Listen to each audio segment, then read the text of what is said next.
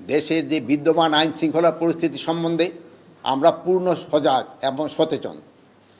আপনারা জানেন যে আওয়ামী দোসররা তারা দেশকে অস্থিতিশীল করার জন্য সব ধরনের চেষ্টা করতেছে। যেহেতু তারা প্রচুর টাকা দেশ থেকে স্থানান্তর করেছে, ওই টাকা তারা এখনো ব্যবহার করতেছে। এই টাকা ব্যবহার করে দেশকে একটা অস্থিতিশীল পরিস্থিতি করার চেষ্টা করতেছে। আমরা এইটা কোনো অবস্থায় করতে দিব না। আমরা যেভাবে হোক এটা প্রতিহত করব। দিনে রাত্রে যেখানে আমাদের বাহিনীর প্রয়োজন হবে তারা সেখানে যাবে এবং এটাকে প্রতিহত করবে।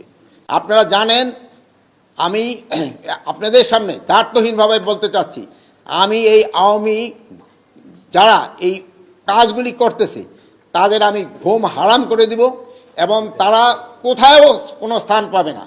দিনে রাতে যে জায়গায় হোক না কেন তাদের কোথাও কোনো স্থান হবে না। আর একটা আমি আপনাদের কাছে দায়িত্বহীনভাবে বলতেছি যে আমার বাহিনীকে আমি ইনস্ট্রাকশন দিয়েছি, তারা তাদের টহল কার্যক্রম আরও বৃদ্ধি করবে।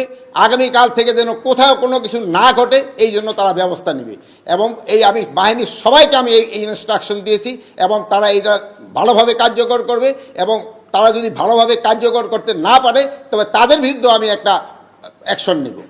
তো আপনারা দেশবাসীকে আশ্বস্ত করবেন, আইন শৃঙ্খলা পরিস্থিতি দিনে দিনে আরও উন্নতি হবে এবং এটা অবনতি হওয়ার কোনো সম্ভাবনা নাই।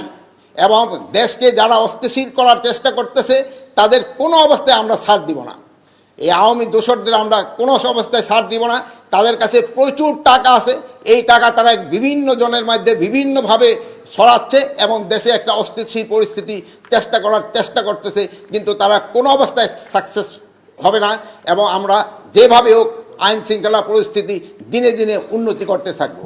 এবং এই যে ডেভিল হান্টের মাধ্যমে আমাদের কার্যক্রম অব্যাহত থাকবে এবং এই সন্ত্রাসীরা কোথাও কোনো জায়গায় ঘুমাতে যেন না পারে বা বসতে যেন না পারে, দাঁড়াতে যেন না পারে, এই ব্যবস্থা আমরা করব।